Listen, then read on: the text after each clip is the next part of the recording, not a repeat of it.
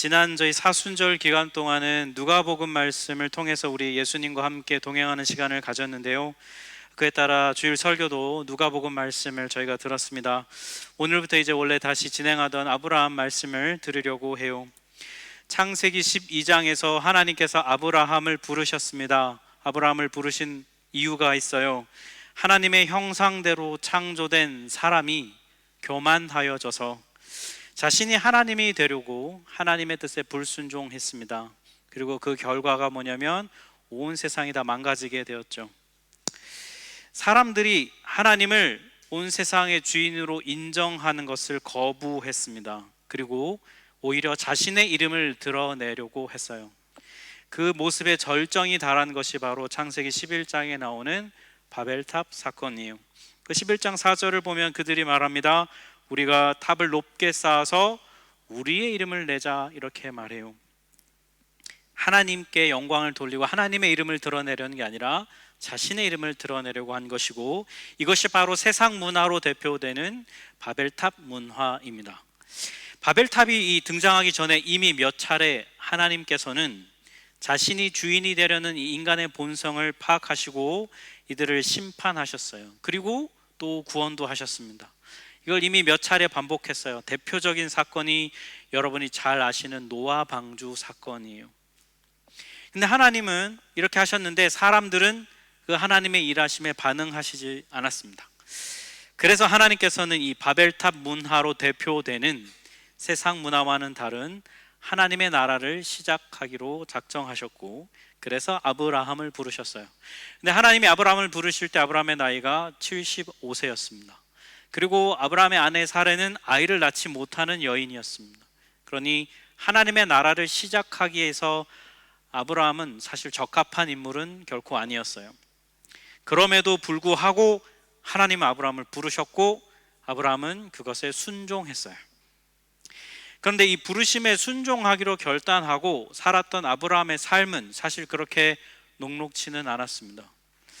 생명의 위협 앞에서 아브라함은 두려워서 거짓말을 하였고 그렇게 상황을 모면하려고 했어요. 자신과 아내 사라가 모두 살 수 있을 거라고 생각해서 하나님의 약속의 자녀를 낳을 자신의 아내 사라를 다른 남자에게 넘겨주기도 했습니다. 그리고 아무리 기다려도 하나님이 주겠다는 아들을 주시지 않았기 때문에 어쩔 수 없이 인간적인 방법을 동원해서 아들을 얻으려고도 했어요. 그러니까 아브라함은 원래부터 자격 미달이었는데요, 부름받은 이후에 그가 순종의 삶을 사는 과정에서도 아브라함은 이 믿음의 여정에서 끊임없는 실패를 보여주고 있다는 거예요. 그런 아브라함에게 하나님은 어떻게 하셨냐면 늘 신실하게 반응해 주셨습니다. 그리고 오늘 본문에서 한 번 더 당신의 언약을 지키겠다고 말씀하시려고 이제는 아예 직접 사람의 모양으로 나타나셔서 아브라함을 찾아오셨어요. 오늘 본문 1절과 2절의 말씀인데요, 우리 같이 한번 합독하도록 하겠습니다. 여호와께서 마므레의 상수리 나무들이 있는 곳에서 아브라함에게 나타나시니라. 날이 뜨거울 때에 그가 장막문에 앉아 있다가 눈을 들어본즉 사람 셋이 맞은편에 서 있는지라. 이 세 사람의 정체는 무엇일까? 한 분은 여호와 하나님이고요, 나머지 둘은 천사로 추정이 됩니다. 오늘 보면 다음 장 창세기 19장을 보면 하나님의 명을 받아서 소돔과 고모라를 심판하기 위해 천사 둘이 나오는데 그 둘이 바로 이 여호와 하나님 옆에 있는 세 사람 중에 둘로 보여요. 아브라함이 이 세 사람을 보자마자 아주 극진한 대접을 합니다. 처음부터 하나님을 알아봤기 때문일까 생각할 수 있지만 그거는 아니고요, 당시에 고대 이 아시아 지역의 손님 접대 문화가 이러했기 때문이에요. 고대 아시아에서는 이 손님 접대를 굉장히 중요하게 여겼습니다. 좀 중요한 이유가 있는데요, 첫 번째는 이 손님이 나의 이 가상의 적일 수도 있기 때문에, 나를 해치거나 나에게 위협을 가할 수 있기 때문에 최대한 이에게 선함을 베풀면 그가 혹시 마음을 바꾸어서 나를 해치지 않을 수 있겠다는 그 안전을 도모하기 위한 목적도 있었고요, 또 이 지역 특성상 물이나 음식을 먹지 못하면 나그네가 죽을 수도 있기 때문에 이들에게 쉼을 제공하고 안전을 줌으로써 이들의 생명을 보존하는 그런 역할을 했어요. 아브라함이 이 접대 문화에 따라서 세 명을 손님을 집으로 강권해서 초대하고 음식을 극진하게 대접을 합니다. 그런데 식사를 하던 중에 이 세 사람이 이렇게 말을 해요. 9절을 보니까 그들이 아브라함에게 이르되 네 아내 사라가 어디 있냐라고 물었어요. 사실 이건 좀 당시 예의에 어긋날 수 있습니다. 손님이 올 때 당시에 여주인은 그 자리에 나오지 않거든요. 장막 안에 이렇게 있었어요. 근데 더 놀라운 게 뭐냐면 이 손님들이 아브라함의 아내 사라의 이름을 알고 있다는 거예요. 아브라함은 아마 여기서 이들이 보통 사람이 아니라는 것을 좀 감을 잡았을 거예요. 그런데 그들이 이어서 이렇게 10절처럼 말합니다. 우리 이건 10절은 합독하겠습니다. 그가 이르시되 내년 이맘때 내가 반드시 내게로 돌아오리니 내 아내 사라에게 아들이 있으리라 하시니 사라가 그 뒤 장막문에서 들었더라. 네. 하나님께서 천사와 함께 아브라함을 찾아오신 이유는 이 얘기를 하시려고 오신 거예요. 사라에게 직접 아들을 줄 거라고. 예전에 하나님이 본문처럼 이렇게 직접 사람의 모양으로 나타나서 아브라함에게 말씀하시진 않았는데 오늘 본문에는 이렇게 하셨다는 거예요. 그런데 이렇게 하나님이 직접 찾아와 말씀하시는데 이 얘기를 몰래 들은 사라의 반응은 어땠을까? 본문 11절과 12절 이것도 같이 한번 읽겠습니다. 아브라함과 사라는 나이가 많아 늙었고 사라에게는 여성의 생리가 끊어졌는지라 사라가 속으로 웃고 이르되 내가 노쇠하였고 내 주인도 늙었으니 내게 무슨 즐거움이 있으리요. 네. 사라가 웃었어요. 여러분 웃었어요. 왜냐하면 임신할 가능성이 아예 없거든요. 오늘이 18장인데요 본문 앞 17장에 보면은 하나님께서 아브라함에게 나타나셔서 아들을 주겠다고 말한 적이 있어요.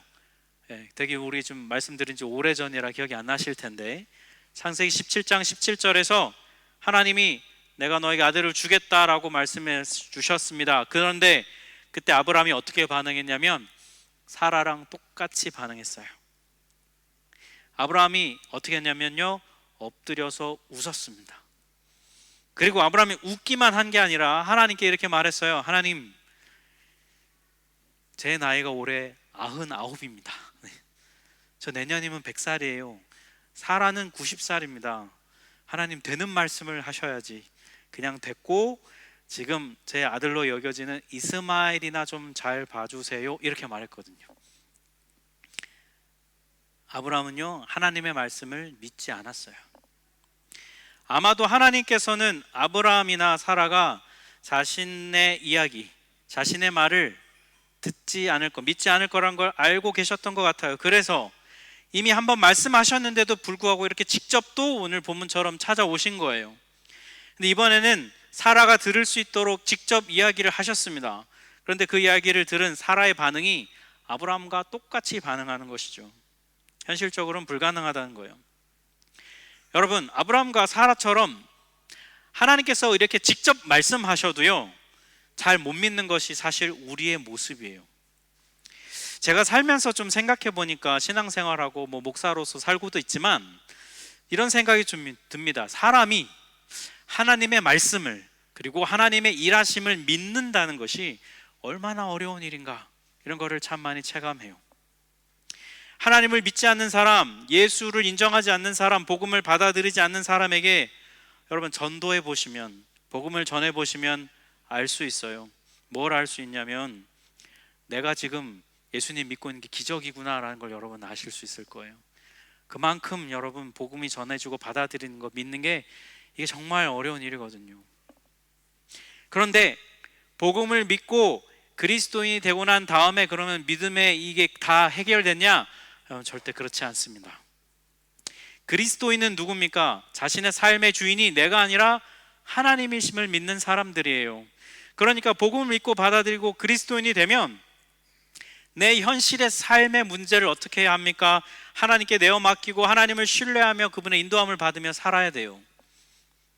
근데 여러분 이게 쉽지 않잖아요. 어쩌면 여러분 우리 인생 전체가 그냥 하나님을 이전보다 더 신뢰하기 위한 어떤 씨름이 아닐까, 이런 생각이 듭니다. 어떤 때는 하나님을 온전히 막 믿을 수 있을 것 같은데 또 어떤 때는 그 믿음이 언데간데 다 사라지고 하나님을 믿지 못할 것 같은 생각이 우리에게 들기 때문이에요. 여러분, 우리는 왜 이렇게 믿음을 가지는 게 힘들까요? 왜 이렇게 하나님 믿는 게 왜 이렇게 힘들까요?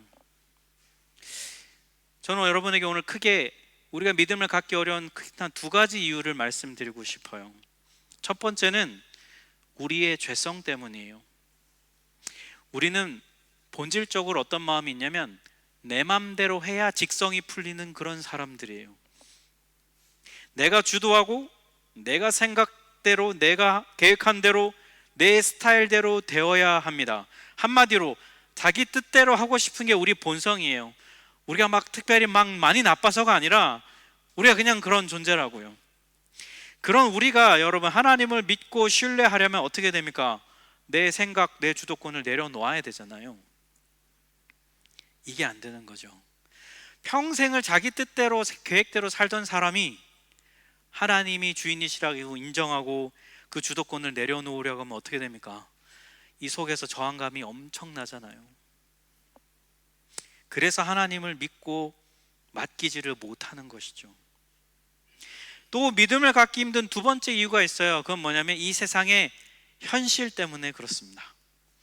하나님이 눈에 안 보여요.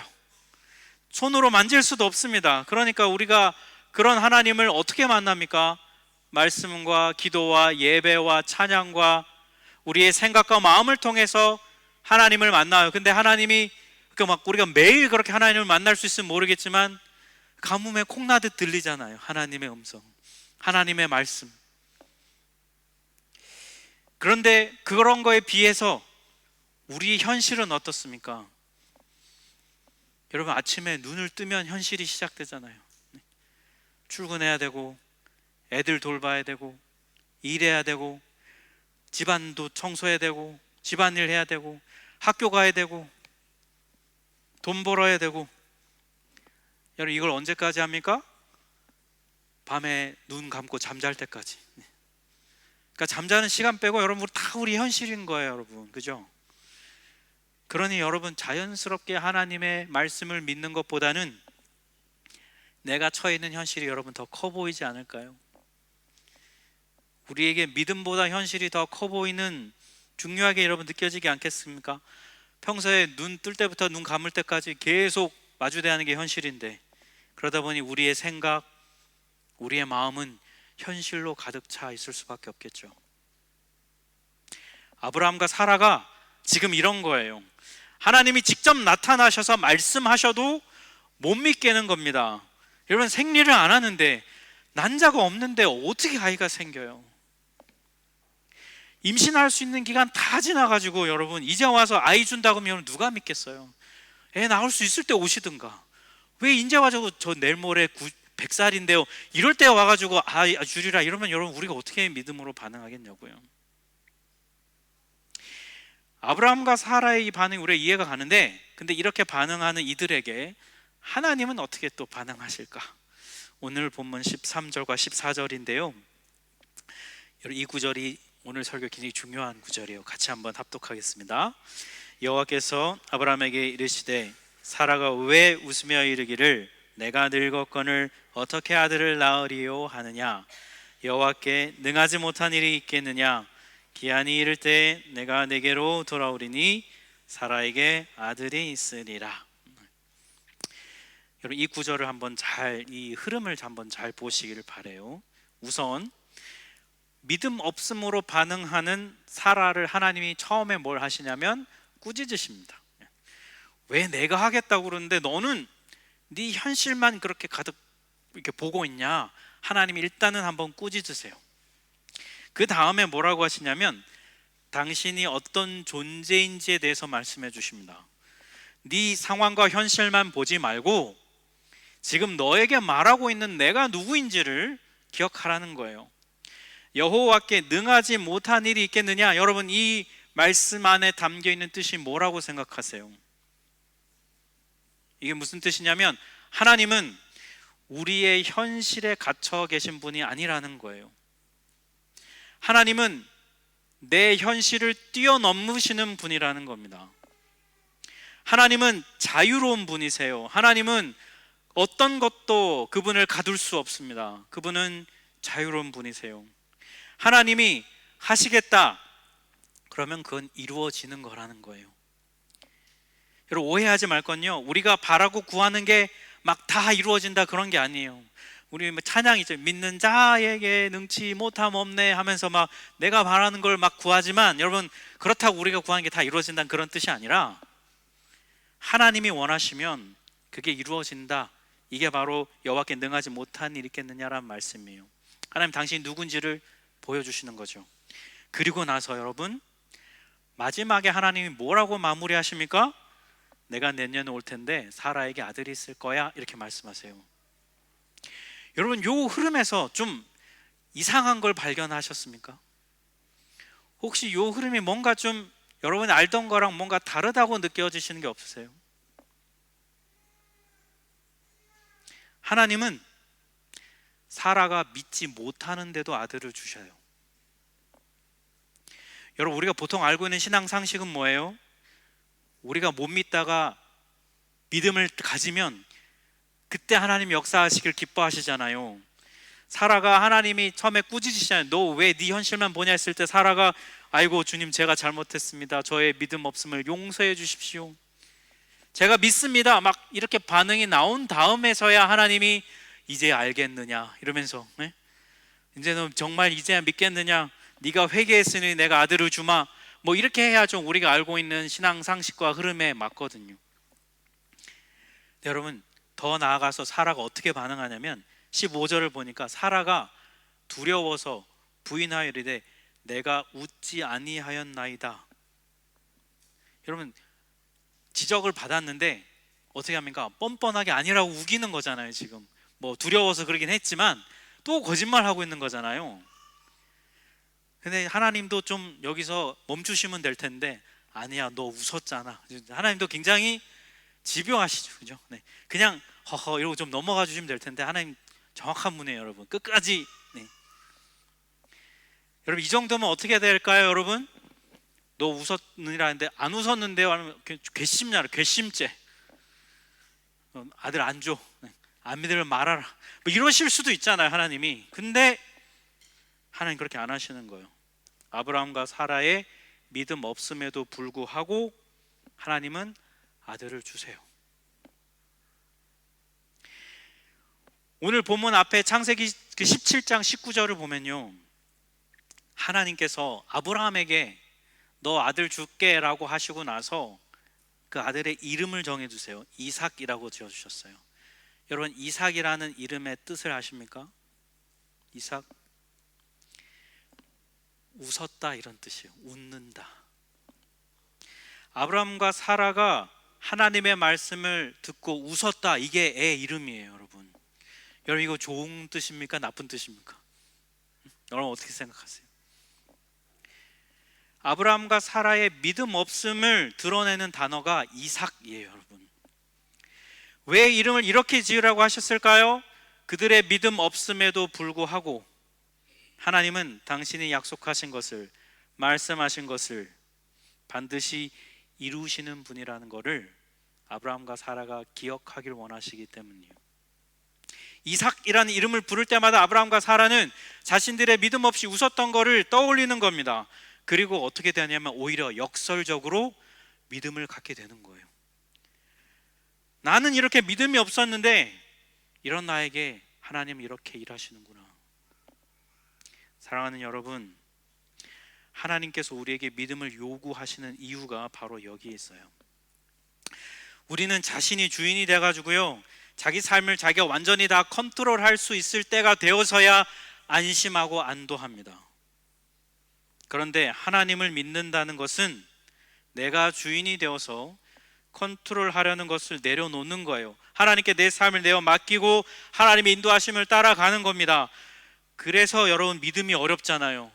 다 이해가 안 되는데도 믿으라고 하고, 정확하게 잘 모르겠는데 따라오라고 그러고, 여전히 확실하지도 않은데도 믿음으로 고백하며 그 길을 가야 되는 게 우리의 도전이잖아요. 우리에게 놓여진 이처럼 여러분 신앙의 여정에서 믿음의 길을 따라가다 보면 내 믿음의 한계가 드러나고 내 믿음의 바닥이 드러날 때가 정말 많아요. 그런데 그 믿음의 길을 그럼에도 불구하고 포기하지 않고 이 믿음의 길을 걸어가다 보면 우리의 믿음이 점핑할 때가 있다는 거예요. 우리의 믿음이 도약할 때가 있다는 거예요. 그게 언제일까요? 내가 컨트롤하지 않아도 안전하구나 라는 걸 깨달을 때, 다 내 생각대로 안 되어도 괜찮구나 라는 걸 깨달을 때, 내 계획과 방법대로 되지 않아서 막 조바심이 나는데 하나님의 계획과 하나님의 방법대로 되어도 내가 그렇게 염려하고 걱정했던 일이 일어나지 않는구나 라는 걸 몸소 체험할 때, 그때 바로 그 지점에서 우리의 믿음이 자라나는 것이죠. 그래서 여러분, 하나님 우리가 다 믿지 않아도 하나님이 일하세요. 우리가 불신하고 의심하고 여전히 팔짱 끼면서 유보적인 태도를 취할 때도 하나님의 우리 그런 태도와 상관없이 당신의 뜻을 이루시고 당신의 말씀하신 것을 이루어가는 분이 우리 하나님이세요. 그러면서 우리가 뭘 깨닫기를 원하실까요? 아, 하나님 이런 분이시구나. 아, 하나님 이렇게 자유로운 분이시구나. 이게 하나님이 내 삶에서 역사하시는 방법이구나. 하나님은 정말 신뢰할 만한 분이구나. 우리가 이걸 깨닫기를 원하셔서 하나님은 우리의 믿음 없음에도 불구하고 일하시는 분이세요. 여러분, 이런 분이 우리 아버지시고요, 이런 분이 우리 삶의 주인이시고 우리 인생의 인도자가 되세요. 여러분, 이 하나님을 만나고 경험하시기를 축복합니다. 그래서 여러분, 믿음 없음에서 벗어나서 하나님을 신뢰하는 삶으로 나아가시기를 축복해요. 그런데 여러분, 도대체 하나님은, 우리가 하나님을 이렇게 잘 못 믿는데도 불구하고 왜 우리에게 이렇게 계속 은혜를 베풀어 주실까요? 우리의 믿음 없음에도 불구하고 우리에게 이렇게 역사하시는 목적이 뭘까요? 그건 바로 우리를 당신의 파트너로, 당신의 동역자로 우리를 세우기 위함이세요. 오늘 본문 17절과 18절 말씀을 우리 같이 한번 합독하겠습니다. 여호와께서 이르시되 내가 하려는 것을 아브라함에게 숨기겠느냐?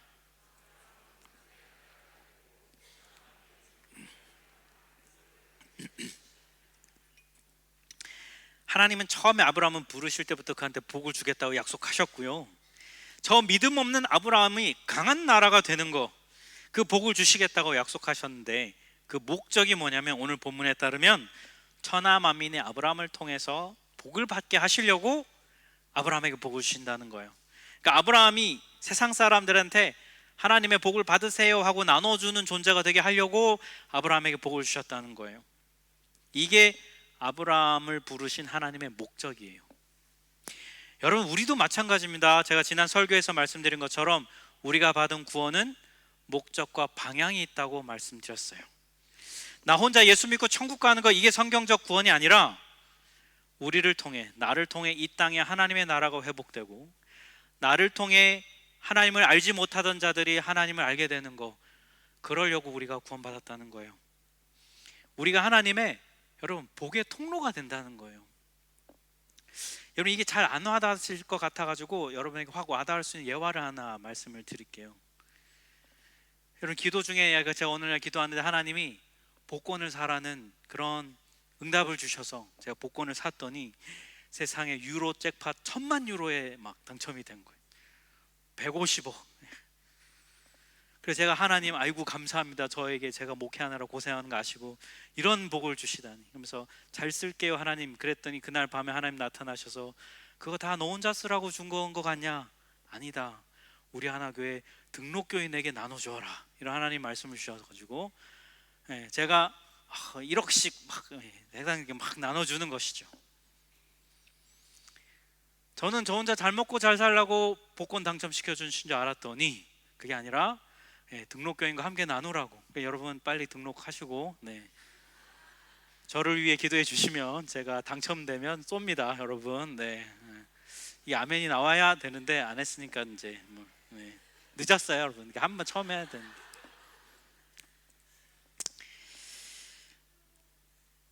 여러분, 이게 우리 삶에 하나님이 주신 복이 있습니다.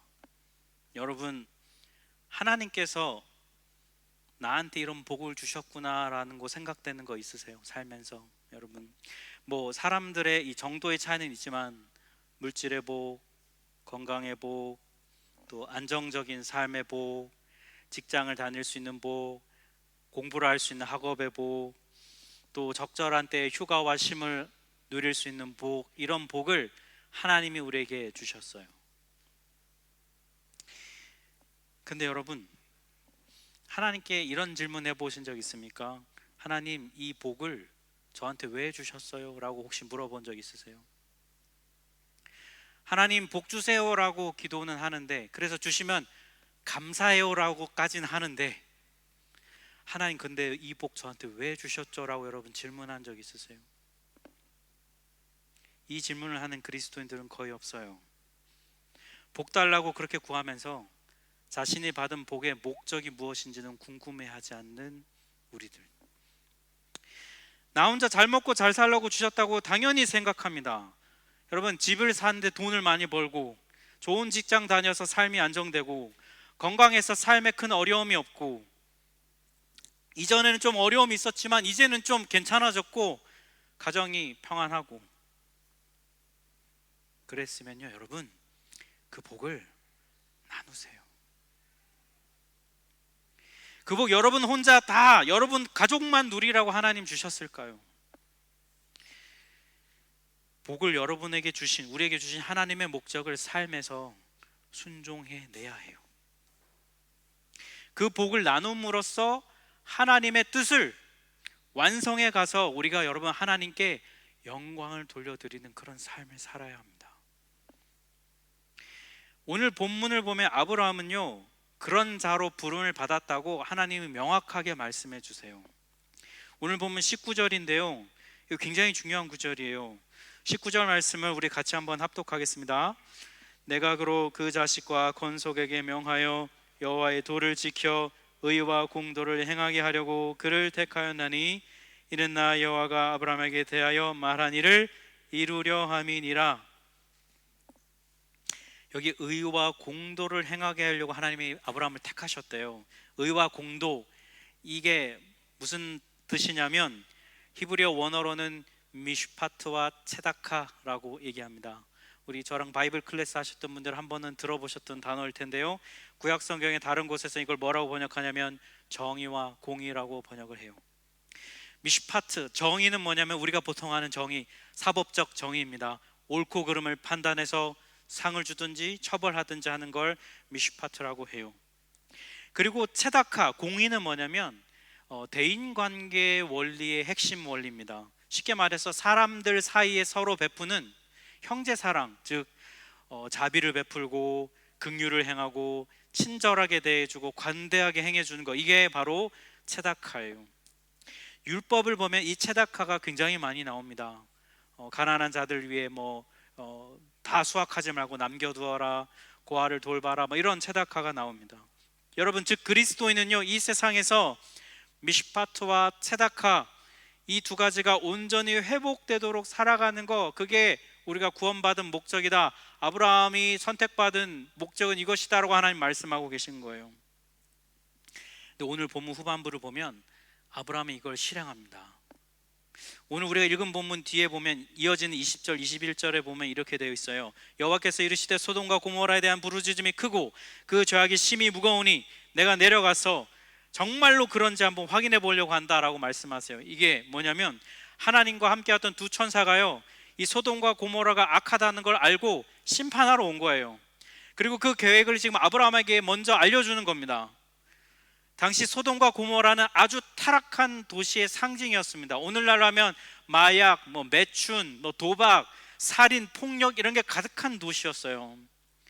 여러분, 그곳을 심판하려고 천사가 왔다는 이 소식을 여러분이 만약 들었다면 여러분은 어떻게 반응할 것 같으세요? 맞습니다, 하나님 거기 진작 망했어야 되는데 왜 이제 오셨습니까? 빨리 심판하셔야 돼요 라고 혹시 우리는 반응하지 않을까요? 그런데 아브라함은 그렇게 반응하지 않아요. 보면 23절과 24절을 보니까 아브라함이 하나님께 뭐라고 얘기하냐면, 하나님 거기에 의인이 있으면 어쩌시려고요? 거기에 의인 50명이 있으면 하나님 그래도 거기 멸망시키실 건가요? 이어지는 25절, 주님 어떻게 의인을 악인과 함께 죽이실 수 있나요? 하나님 당신 세상을 심판하시는 정의로운 분이시라면서 어떻게 그렇게 하시려고 하시나요? 라고 하나님께 물어요. 아브라함의 말이 이런 거예요. 하나님, 소돔과 고모라가 악한 거 맞는데요, 근데 그 안에 있는 모든 사람이 다 악한 거 아니잖아요. 50명 있으면 그들을 악인과 함께 죽이는 거, 이거는 여러분 하나님 미슈파트가 정의가 아니지 않습니까? 그래, 하나님 뭐라고 하시냐면, 그래 50명 있으면 내가 심판하지 않을게.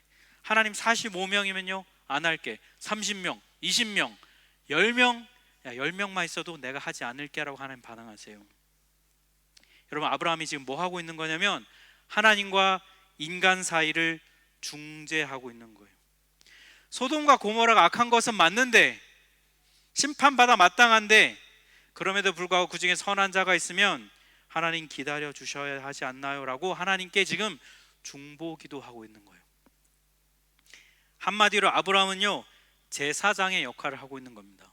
하나님이 심판 중에도 긍휼과 자비를 잊으셔서는 안 됩니다 라고 기도하고 있는 거예요. 여러분, 우리 그리스도인은 이런 사람이어야 해요. 무엇이 옳고 무엇이 그른지 우리는 분별해야 합니다. 성경을 통해서 미슈파트를 실행해야 합니다. 분별하고. 그런데 그것을 실행하는 과정에서 우리는 다른 한 손에 체다카를 놓쳐서는 안 됩니다. 심판 중에도 하나님은 자비와 긍휼을 행하기를 원하시는 분임을 알고 그 하나님의 마음을 품고 우리는 그렇게 기도해야 돼요. 하나님은 정의의 하나님이셔서요 죄를 반드시 심판하세요. 하지만 하나님은 또한 공의의 하나님이셔서 심판 중에도 자비와 긍휼을 잊으시는 분이 아니에요. 그러니 우리 그리스도인들도 그러해야 합니다. 서로를 향해서 자신의 옳고 그름을 앞세워 가지고 상대를 정죄하고 비난하는 것은 그리스도인의 올바른 태도가 아닙니다. 설령 상대방이 틀렸고 잘못되었다 할지라도, 미슈파트를 행하시는 하나님을 보고 있다 할지라도 우리 다른 한 손에는 체다카를 놓쳐서는 안 됩니다. 그리고 이게 우리의 부르심이에요. 사랑하는 성도 여러분, 하나님은요 우리가 믿음 없음에도 불구하고, 우리의 믿음의 약함에도 불구하고 우리를 부르시고 우리에게 복을 주십니다. 왜냐하면 그런 우리가 당신의 동역자가 되길 원하시기 때문에. 여러분, 우리가 받은 복은 무엇입니까? 하나님이 여러분에게 주신 복은 무엇인가요? 그 복의 목적은 무엇입니까? 그 복을 여러분은 무엇을 위해 사용하고 있습니까? 나의 삶은 진정 미슈파트와 이 체다카, 이 둘을 놓지 않은 삶을 살고 있습니까? 오늘 말씀을 통해 여러분, 우리 정직하게 우리의 삶을 돌아보고 하나님의 부르심에 올바르게 반응하여 우리 삶을 통해 하나님께 영광 돌려드리는 우리 하나교회 성도 되시기를 주님의 이름으로 축복합니다. 우리 함께 찬양하겠습니다.